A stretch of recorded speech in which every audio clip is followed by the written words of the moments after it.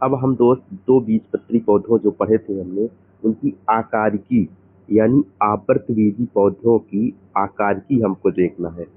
आवृतबीजी पौधे जिनमें जिनके बीजों के ऊपर आवरण पाया जाता था, तो इनकी आकारिकी पढ़ना है, यानी इनके जड़, तना, पत्ती, फूल, फल, बीज, मतलब सब कुछ के बारे में पूरे डिटेल से जानकारी ऐसे पढ़ेंगे जिससे हमारा railway, police, teacher, Madhya Pradesh, यानी मतलब ऐसे एग्जाम, वन एग्जाम जिनमें इससे बाहर कुछ आए ही ना।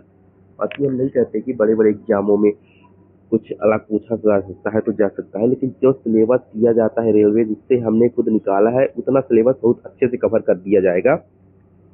और निसंकोच आप पूरी तरह ईमानदारी से इसको पढ़ने के बाद आपको बुक पढ़ने की जरूरत नहीं पड़ेगी। आप कोई भी एग्जाम और मॉक टेस्ट लगाएंगे, जब रेलवे या इन सारे रेलवे, पुलिस का लगाएंगे, तो आपको देखना हर एक टॉपिक से वो लिमिटेड क्वेश्चन लिखे गए हैं कि उसी के अंदर ही आपको कॉन्सेप्ट क्लियर किया गया है।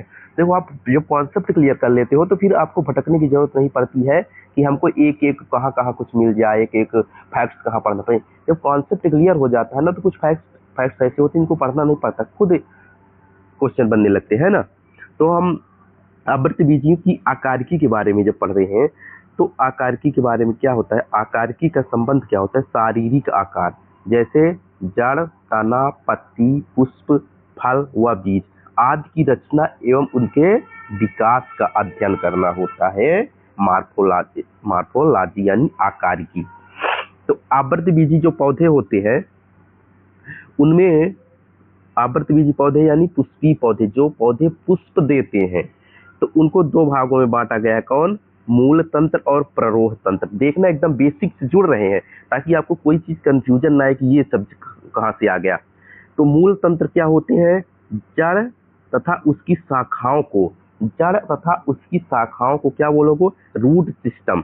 और प्ररोह तंत्र में क्या आएगा? तना, पत्ती, पुष्प, फल, मतलब जड़ और जड़ की शाखा को हम मूल तंत्र, और तना, पत्ती, फल, तना के ऊपर से जो चीजें आएंगी उनको हम प्ररोह तंत्र कह देते हैं। ठीक, इसके आगे देखते हैं कि जो जड़ तना होती है, जड़ तना तथा पत्ती, ये कायिक अंग बोलते हैं इनको, और पुष्प को क्या बोलते हैं? प्रजनन अंग बोलते हैं। तो पौधे का जो प्रजनन अंग होता है जिससे नए पौधे का विकास होता है, वो पुष्प के द्वारा होता है। पुष्प में ही परागण होता है, तब जाके नए पौधों का विकास होता है। तो हम पहले चीज पढ़ते हैं, अब क्या? जड़ देखते हैं, जड़ शुरू करते हैं। जड़ क्या होती है? और जड़ के बारे में हमको उतना पढ़ना है जितना कि हमारे एग्जाम में उससे बाहर जाने की जरूरत ना पड़े। रूट, जड़ यानी रूट, किसी भी पौधे का वो सिस्टम जिसके द्वारा पौधा खड़ा रहता है, मतलब रूट के द्वारा।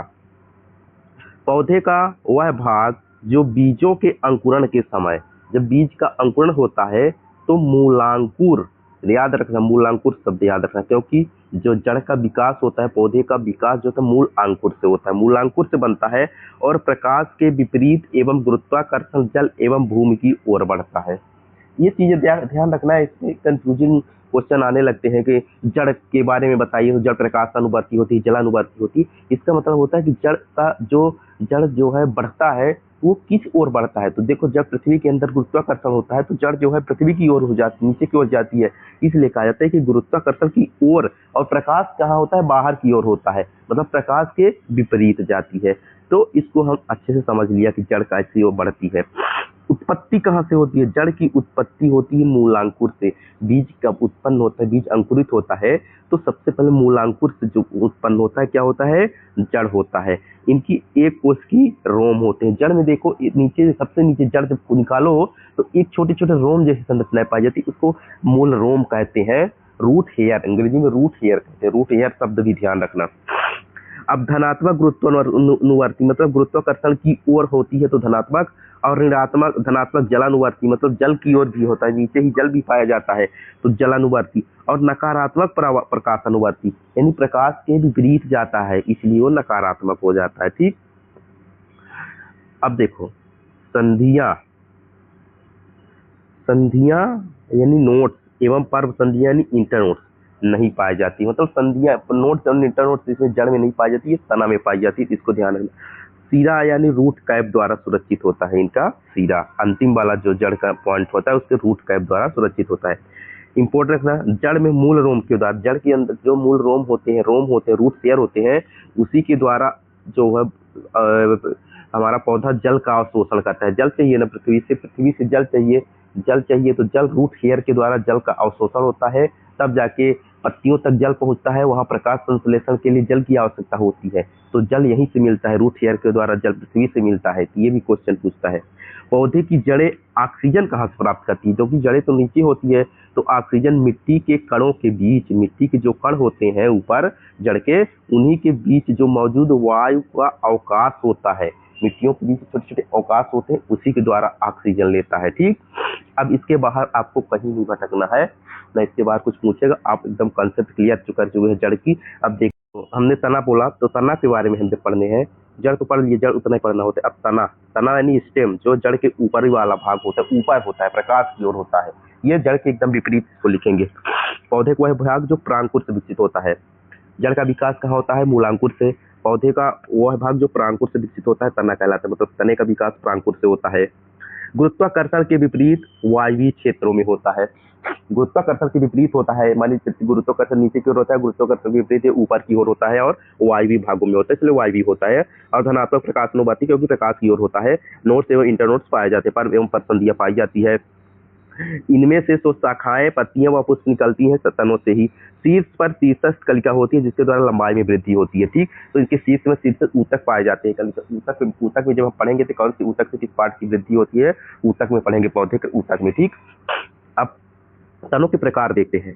तो तनों के प्रकार जो होते हैं वो 3 प्रकार के होते हैं। तनों के जो प्रकार हम कितने प्रकार के देखते हैं? 3 प्रकार के। कौन कौन? भूमिगत तना, अर्धवायवीय तना, वायवीय तना। देखो तना 3 प्रकार के कैसे होते हैं, बढ़िया समझ लेना, क्वेश्चन इसी से पूछता है जब तना से पूछेगा कि भूमिगत तना यानी भूमि के अंदर पाया जाता है। बताओ, वैसे तो तना कहाँ पाया जाता है? भूमि के ऊपर, लेकिन कुछ तना ऐसे भी होते हैं जो भूमि के अंदर पाए जाते हैं। कुछ तना ऐसे होते हैं अर्धवायवीय होते हैं, मतलब न तो पूरी तरह वायु में न पूरी तरह पृथ्वी के अंदर होते हैं, और कुछ तो पूरी तरह से वायु में यानी हवा में ऊपर में होते हैं। तो भूमिगत तना को हमको ध्यान रखना है कि भूमिगत तना जो होता है वो कौन कौन से उसके एग्जाम्पल होते हैं। तो भूमिगत तना में हमको देखो कंद ध्यान रखना, कंद का किसे बोलते हैं? आलू को। तो अब आज ध्यान रखना, आलू पूछता है कि आलू क्या है? आलू एक तना है, ना कि कुछ और, ना कि फल है, ना तो कुछ है। तो आलू क्या है? तना है। इसको कंद बोलते हैं, ट्यूबर। साल के कंद यानी बल्ब, बल्ब के एग्जाम्पल क्या होते हैं? बल्ब। तो प्याज और लहसुन को ध्यान रखना, बल्ब के उदाहरण है और ये भी तना है। घन कंद यानी कॉर्न, इसका एग्जाम्पल क्या है? अरबी और केसर। अरबी और केसर क्या है? घन कंद, ये भी क्या है? तना है। प्रकंद, ये हल्दी और अदरक, ये भी क्या है? राइजोम जिसको बोलते हैं। प्रकंद ये भी क्या है? तना है, वो भी भूमिगत तना। तो देखो ये इनको ये नहीं कहना कि भूमि के अंदर होते हैं तो जड़ होते हैं, ये तना ही है। इतने एग्जाम्पल अगर पूछता है तो ये बोल रहा है ये सीधे तने होते हैं। और सबसे पहले पूछेगा सल्ककंद का उदाहरण, तो इनको भी ध्यान रखना है। तो ये 4 एग्जाम्पल हमको याद रखना, भूमिगत तना में बस इतना ही पूछता है। ठीक, अब अर्धवायवीय तना देखते हैं। अर्धवायवीय तना, जो आधा तना वायु में होगा, आधा तना कहाँ होगा? जमीन में होगा, इसको क्या बोलेंगे? अर्धवायवीय तना। कुछ पौधे के तने कमजोर तथा मुलायम होते हैं। ये पृथ्वी की सतह के ऊपर या आंशिक रूप से मिट्टी के नीचे रेंग कर वृद्धि करते हैं। कौन? अर्धवायवीय तना। जैसे ऊपर भू स्तरीय यानी रनर, इसको में एग्जाम्पल क्या है? ब्राह्मी, दूब, घास। देखो ये भी तना है, लेकिन कहाँ उगते हैं? जमीन के सट करके, जमीन में एकदम, इसलिए इनको। तो रनर का एग्जाम्पल ब्राह्मी, दूब, घास है, ये भी क्या है? तना है। स्टोलन, अरबी या स्ट्रॉबेरी, स्टोलन, ये अर्धवायवीय तना की उदाहरण है। भू स्तरीय माने जलकुंभी और पिस्टिया, और अंतर भूस्तारी पुदीना। इतनी एग्जाम्पल पूछते हैं तो अर्धवायवीय तना होती है, और इसको भी ध्यान रखना। स्टोलन का उदाहरण, भूस्तार की अर्धवायवीय तना का उदाहरण। तो ये चीजें को हम ध्यान में रखेंगे। ठीक, तो अर्धवायु। अब एक और बचा है पूरी तरह वायवीय। तो पूरी तरह वायवीय तना को हम देखते हैं कि क्या होता है पूरी तरह वायवीय तना। तो वायवीय तना जो होता है ये है वायवीय तना। ठीक, तो वायवीय कुछ पौधे के तने वायवीय भाग में विभिन्न कार्यों के लिए रूपांतरित हो जाते हैं। विभिन्न कार्यों के लिए रूपांतरित हो जाते हैं। कुछ तने वायवीय में होते हुए भी अलग अलग कार्यों के लिए रूपांतरित हो जाते हैं, जैसे स्तंभ प्रदान। कुछ जो होते हैं अंगूर और कुकुरबिटा के जो तने होते हैं, देखो वो किसी अन्य कार्य के लिए अपने तना का रूपांतरण कर लेते हैं। स्तंभ स्थूल, देखो इनके तने जो होते हैं कैसे हो जाते हैं? कांटे जैसे हो जाते हैं। तो इसका तना का रूपांतरण हो गया जैसे नींबू। परिणाम स्तंभ, कुछ जो है तने जो होते हैं पत्तियों का रूप धारण करने लगते हैं, जैसे नागफनी। इनके देखो तने कैसे हो जाते हैं, गोलाकार के टाइप के हो जाते हैं, ताकि इनमें इनमें जो है इनसे जल्दी से क्या हो, वाष्पोत्सर्जन न हो और पानी की कमी न होने पाए, क्योंकि वहां पर ऑलरेडी पानी की कमी होती है। लहसुन और अनानास ये पत्र कालिका के उदाहरण है। ठीक, अब हमने क्या पढ़ लिया, तना भी, बस तना इतना पढ़ना मेन इंपॉर्टेंट होता है। जो भूमिगत तना होता है उससे क्वेश्चन पूछते हैं, और इनको भी ध्यान रखना, ये तने होते हैं। ठीक, तने के बाद फिर हम पत्ती पढ़ते हैं। अब पत्ती में जितना पढ़ेंगे उतना ही इंपॉर्टेंट होगा। पत्ती हमको क्या देखते हैं, पत्ती में क्या पढ़ना होता है, पौधे, पत्ती क्या होता है, पौधे का महत्वपूर्ण अंग होता है। क्यों, पत्तियां तने की पर्व संधियों से पार्श्वी चपटी संरचना होती है। पत्तियों की जो उत्पत्ति होती है कहाँ से होती है, पर्व संधियों से होती है, और इनका उत्पन्न कहाँ से होता है, ये पार्श्वी चपटी संरचना इनकी होती है, कहे की पत्ती की। और इनका सबसे इंपॉर्टेंट काम क्यों होता है, ये पत्तियां प्रकाश संश्लेषण किसके द्वारा होता है, पौधे में भोजन का निर्माण प्रकाश संश्लेषण के द्वारा होता है, तो वो पत्तियों के द्वारा होता है। पत्तियों में जब सूर्य का प्रकाश पहुंचता है क्लोरोफिल की उपस्थिति में, तो ये सारे जो होते हैं प्रकाश संश्लेषण की कहाँ होती है, पत्ती में। श्वसन, पौधे भी श्वसन करते हैं, तो किसके माध्यम से श्वसन करते हैं, वो पौधों की पत्तियों के माध्यम से। गैसों का जो आदान प्रदान होता है किससे होता है, पत्तियों से होता है। और वाष्पोत्सर्जन, वाष्पोत्सर्जन वाली जल का जो उत्सर्जन कहते हैं, पृथ्वी जो जो जल का वाष्पोत्सर्जन होता है पत्तियों में उपस्थित जो छोटे छोटे रंध्र यानी स्टोमेटा होते हैं, उनके द्वारा क्या होता है, वाष्पोत्सर्जन होता है। तो तीनों चीजें देखिए कितनी इंपॉर्टेंट है। पत्ती एक कायिक अंग है, पत्ती क्या है, कायिक अंग है, ना कि प्रजनन अंग है। पत्तियों का प्रमुख कार्य क्या है, प्रकाश संश्लेषण द्वारा भोजन बनाना, प्रमुख कार्य पत्तियों का। कुछ पत्तियां भोजन संग्रहण का भी कार्य करने लगती है, मतलब भोजन का संग्रह करने का काम करती है। पौधे जो नई शाखाएं किसकी बनी होती है, कली की, बड्स की, पौधों की जो नई शाखाएं बनती है, पौधे में गैसों का आदान प्रदान भी पत्तियों में स्थिर रंध्रों के द्वारा होता है। और पत्तियों का जो रूपांतरण होता है, पत्तियों में क्या होता है, रूपांतरण होता है। कैसे, कुछ पत्तियां अपने अलग अलग कार्यों के लिए वो अपना रूपांतरण करती हैं पत्तियां, जैसे पर्णकंटक। इसमें पत्तियां जो होती है, पर्णकंटक में क्या होता है, पत्तियां क्या होती है, पत्तियां किसमें हो जाती हैं, कांटों का रूप ले लेती है पर्णकंटक। नागफनी नींबू की पत्तियां देखो, इनमें कांटे जैसी पत्तियां हो जाती है। ठीक, सहपत्र, पत्ती रंगीन होकर कीटों को आकर्षित करने का भी काम करती हैं कुछ पत्तियां।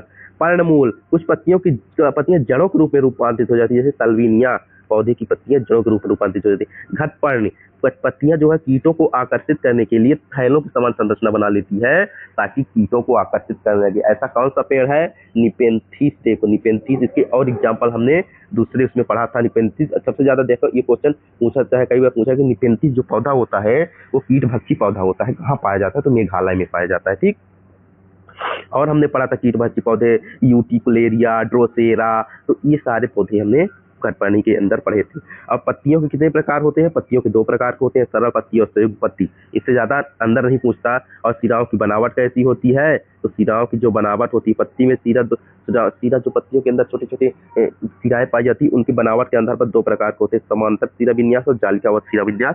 जो समांतर सिरा विन्यास होते हैं एक बीजपत्री पौधों में पाई जाती है, और जालिकावत सिरा विन्यास दो बीजपत्री पौधों में पूछा है। डायरेक्ट पूछता है कि एक बीजपत्री पौधे में कैसी पत्तियां होती है, तो समांतर सिरा विन्यास। जैसे गेहूं, धान, गन्ना, ये एक बीजपत्री पौधे होते हैं। अच्छे से पढ़ा है कि एक बीजपत्री कौन होते हैं, दो बीजपत्री कौन पढ़ते हैं। आवृतबीजी जब पौधा पढ़ा था हमने तब पढ़े थे। अब दो बीजपत्री जैसे आम, गुलाब, सरसों, जितने भी विकसित पौधे होते हैं वो उनमें जालिकावत सिरा विन्यास पाया जाता है। इस तरह हमने क्या किया कि हमने पूरी तरह से पढ़ लिया जड़, तना और पत्ती, बस इससे ज्यादा हमको कुछ नहीं पढ़ना है। और इसके बाद हम क्या पढ़ेंगे, पुष्प पढ़ेंगे। फूल बहुत इंपॉर्टेंट है, बहुत सारे क्वेश्चन पुष्प से बनते हैं, तो उसको एक बहुत तरीके से पढ़ते हैं, है ना। तो थैंक यू, नेक्स्ट पर